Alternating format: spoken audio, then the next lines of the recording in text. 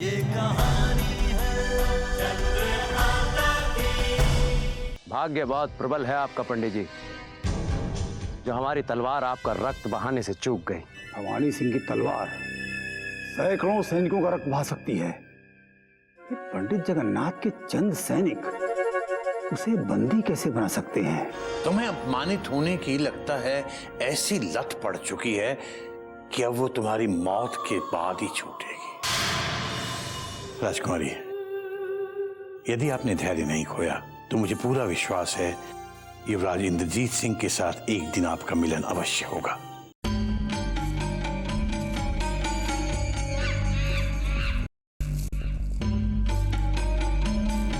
प्रणाम भवानी सिंह जी।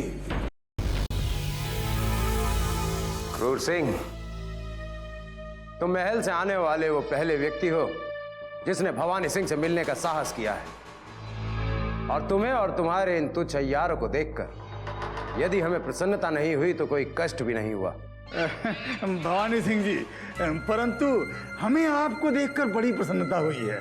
बस इतना सा दुख हो रहा है कि महल में शेर की तरह स्वतंत्र घूमने वाले को आज इस छोटे से पिंजरे में कैद देख रहे हैं। क्यों नाजिम?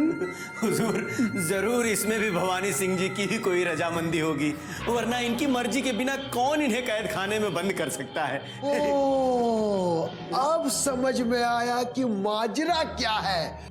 जरूर भवानी सिंह जी ने ही कि कोई ऐसी चाल चली होगी जो पंडित जगन्नाथ जी को कभी भी मात दे सकती है। ये अनुमान तो हमें भी हो गया था भवानी सिंह जी, परंतु आपसे मिले बिना हम किसी निष्कर्ष पर नहीं पहुंचना चाहते थे। शीघ्रातिशीघ्र ये भी बता दीजिए कि वो भेद क्या है, ताकि हम तत्काल उचित सहायता आपको पहुंचा सके। बंद करो तुम्हारा ये नाटक। हम जानते हैं क्रूर सिंह, हमें कारागार में देखकर तुम्हें और तुम्हारे इन तुच्छ अय्यारों को कितनी प्रसन्नता हो रही है। हमारी अनुपस्थिति में तुम स्वयं को महल का सम्राट समझ रहे हो, किंतु ये मत भूलो कि तुम्हारी प्रसन्नता अब अधिक समय तक नहीं रहेगी। जब भवानी सिंह के हाथ कारागार की इन कमजोर सलाखों को तोड़ने का मन बना लेंगे, शिवगढ़ का ये यमराज महल में लौट आएगा। अब तुम जा सकते हो। भवानी सिंह जी, हम आपकी पीड़ा समझ सकते हैं। अच्छा, अब फिर समय निकालकर आपसे मिलने आएंगे। अहमद नाजिम, हम महल चलते हैं। वहां चल के ये भी पता करना है कि हमारे दूसरे महायोद्धा सोमनाथ अपने गुलाम चंगेज खान के साथ जंगल से वापस महल लौट कर आए हैं या वहीं मारे मारे भटक रहे हैं। अच्छा, हम आपकी आज्ञा चाहेंगे भवानी सिंह जी, चलते हैं। आओ अहमद नाजिम।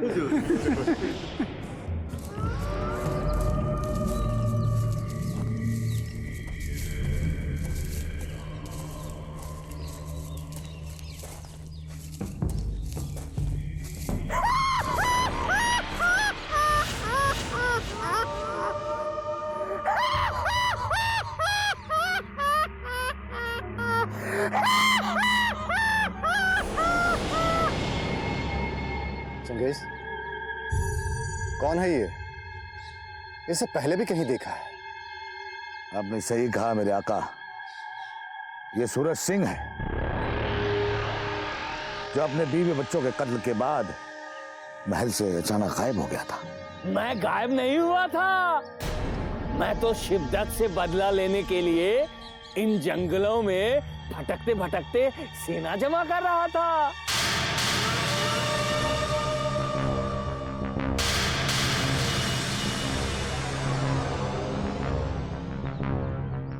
मगर तुम दोनों यहाँ क्या कर रहे हो? समझ गया। तुम जिसे ढूंढ रहे हो वो यहाँ नहीं है, वो तो बहुत दूर चली गई है। कहीं तुम राजकुमारी किशोरी की बात तो नहीं कर रहे हो? क्यों बताऊं? पहले मुझे वचन दो कि मेरी सेना में तुम भी अपने इस खूनी गुलाम के साथ शामिल हो जाओगे। हमें मंजूर है।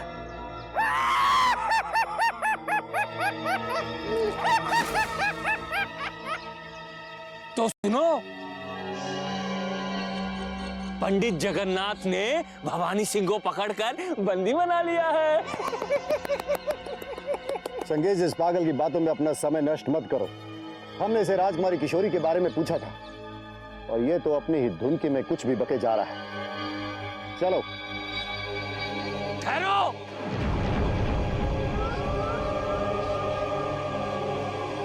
राजकुमारी किशोरी का पता जानने से पहले मैं जो बता रहा हूं उसे नहीं जानोगे। मैं तुम्हें पागल दिखाई दे रहा हूं तो जाओ। मैं तुम्हें यह भी नहीं बताऊंगा कि यहाँ एक शव भी पड़ा हुआ है। कहीं ऐसा तो नहीं मेरे आका कि भवानी सिंह ने शहजादी आलिया का कत्ल कर दिया हो? नहीं चंगेज, नहीं। यदि ये सत्य हुआ तो महल में कदम रखने से पहले हम भवानी सिंह का सर उसके धड़ से अलग कर देंगे। शीघ्र बताओ सूरज सिंह, कहां देखा है तुमने वो शव? उन झाड़ियों में। आओ आओ आओ आओ आओ आओ।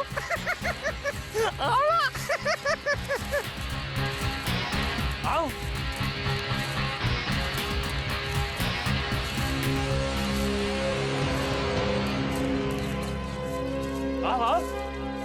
वो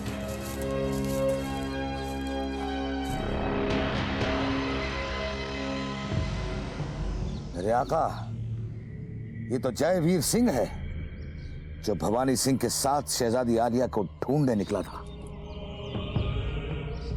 जयवीर सिंह, परंतु इसकी हत्या लगता है विजयगढ़ के उस तुच्छ यार ने इसकी हत्या की है। नहीं नहीं, इसे भवानी सिंह ने मारा है और इसे मारने के बाद वो राजकुमारी किशोरी को भी मारना चाहता था, परंतु अचानक पंडित जगन्नाथ ने आके उसे बचा लिया और हत्यारे भवानी सिंह का खेल खत्म।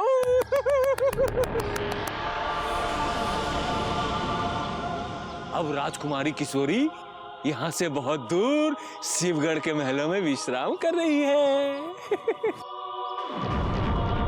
जाओ तुम लोग, मुझे इस अभागे का अंतिम संस्कार करना है। जाओ।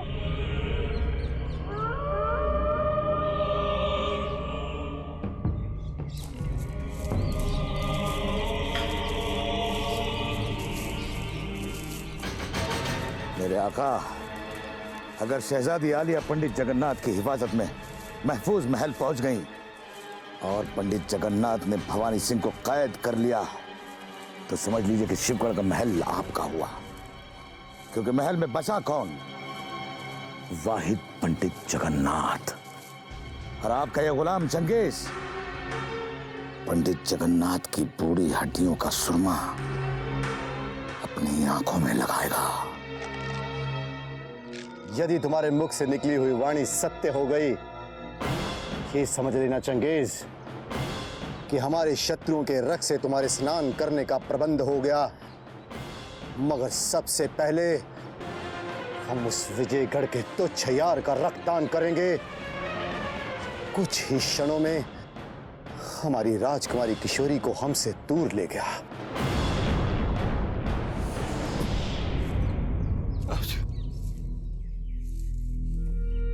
राजकुमारी जी, मुझे क्षमा कर दीजिए राजकुमारी जी। मैं आपकी रक्षा नहीं कर सका राजकुमारी जी। आप इस समय कहाँ और किस हालत में हैं राजकुमारी जी?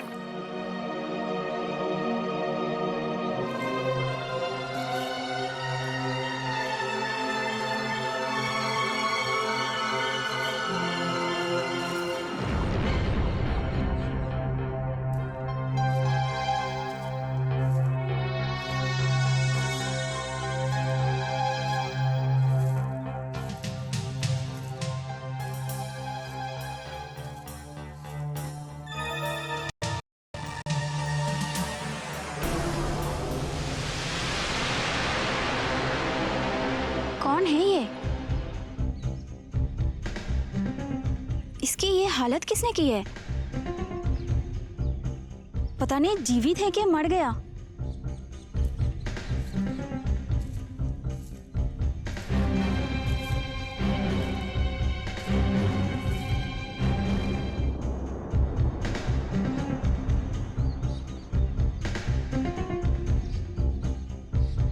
सांस तो चल रही है, लगता है मूर्छित है।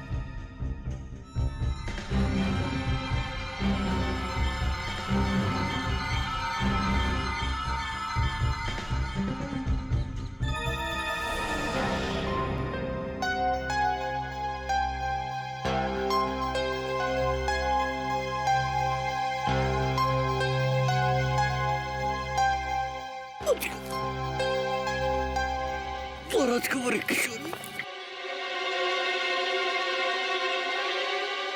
कौन हो तुम? तुम्हें ऐसे घायल किसने किया है? राजकुमारी किशोरी कहाँ है? मैं युवराज को क्या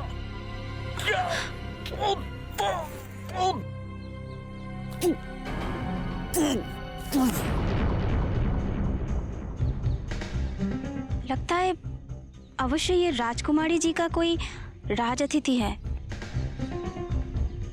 मुझे इसकी मदद करनी चाहिए। किंतु ये किस युवराज की बात कर रहा था?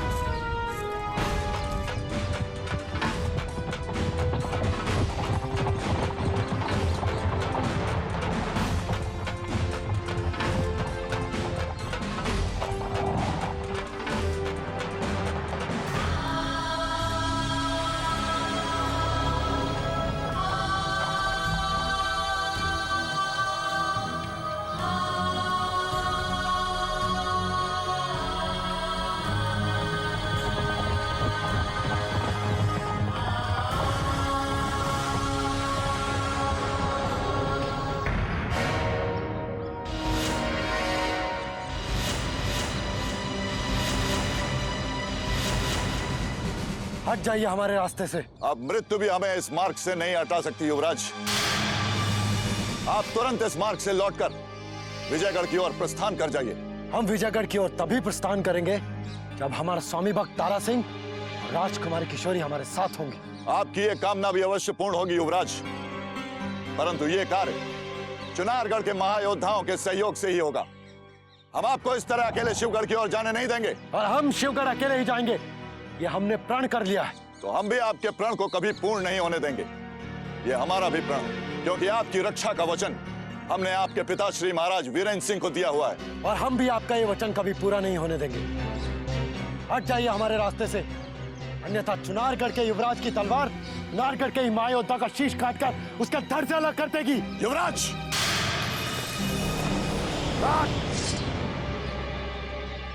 युवराज, अगर आपने एक भी कदम शिवगढ़ की ओर आगे बढ़ाया तो हमारी तलवार ये भूल जाएगी कि आप हमारे युवराज हैं। अब देखते हैं कि आपका वचन पूरा होता है या हमारा प्रण।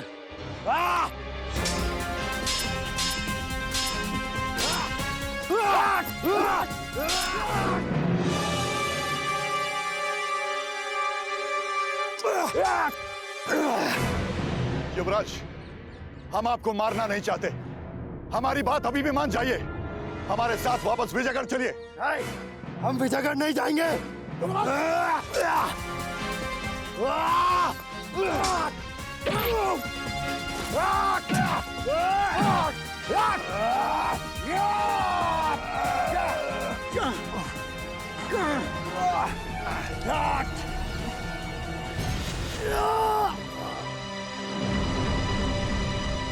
ये क्या अनर्थ करने जा रहे थे आप दोनों? यदि हम समय पर नहीं आते तो न जाने क्या अनर्थ हो जाता। यदि एक दिन देखने से पूर्व महाराज जयसिंह हमें अपने पास बुला लेते तो अच्छा था। अरे आप दोनों अगर एक दूसरे का वध कर देते तो हम महाराज वीरेंद्र सिंह को अपना क्या मुंह दिखाते? क्षमा कीजिएगा मान सिंह जी, परंतु अगर हम युवराज पर तलवार ना उठाते तो इन्हें शिवगढ़ जाने से रोकना असंभव हो जाता। अब लौट चलिए भैया। देखिए, आपकी वजह से सब लोग कितने परेशान और दुखी हैं। और संग्राम सिंह जी आपको खोजने के लिए न जाने कहां भटक रहे हैं। लौट चलिए, अब अपनी जिद छोड़ दीजिए भैया। नहीं, हम शिवगढ़ जाएंगे और हमें वहां जाने से कोई नहीं रोक सकता। तो जाइए युवराज,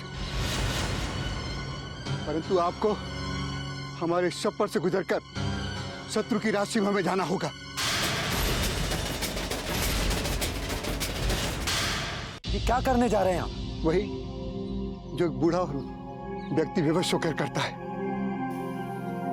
यदि आप वापस नहीं लौटे युवराज, तो आप भी हमें अपने नाना श्री की तरह जीवित नहीं पाएंगे।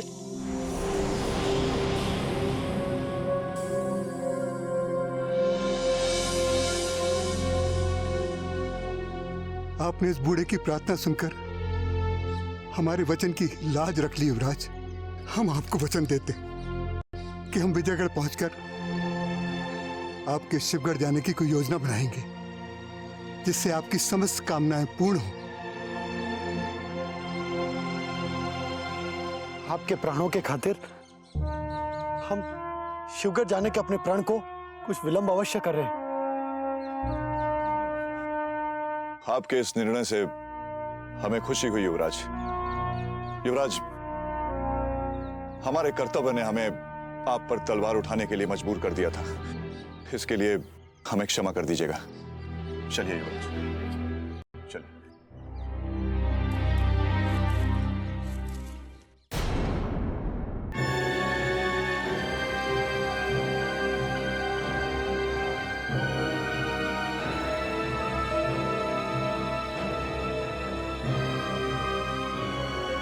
मृत्यु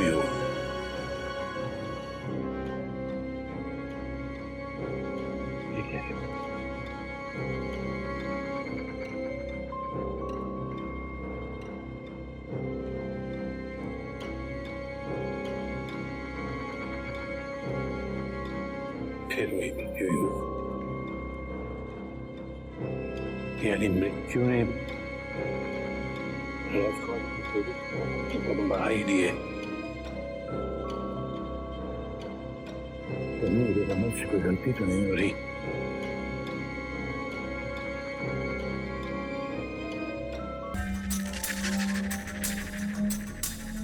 मैंने पंडित जी को आज से पहले इतना फिक्रमंद कभी नहीं देखा। जरूर कोई अनहोनी होने वाली है।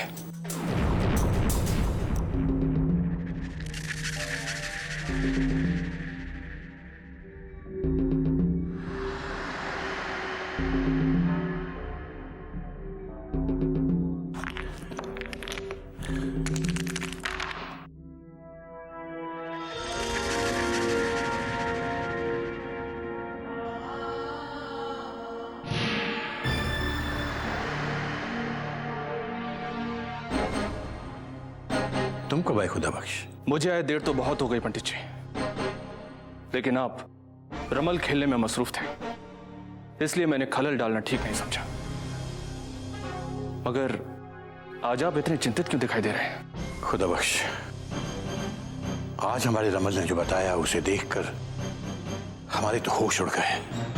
खुदा बख्श, तुम्हें तुरंत अपना सारा ध्यान राजकुमारी किशोरी और उसके कक्ष पर केंद्रित करना होगा, क्योंकि कभी भी कोई भी हादसा पेश आ सकता है। आप फिक्र मत कीजिए पंडित जी, मेरी निगाहें और मेरे जासूसों की निगाहें हर दम राजकुमारी किशोरी पर ही टिकी है। अब वो पहले की तरह बिन बताए महल से कहीं भाग कर नहीं जा सकते। ठीक है, फिर भी हम चाहते हैं कि तुम अपनी किसी खास अय्यार को राजकुमारी की देखरेख के लिए छोड़ दो, जो दिन रात उस पर नजर रखेगी।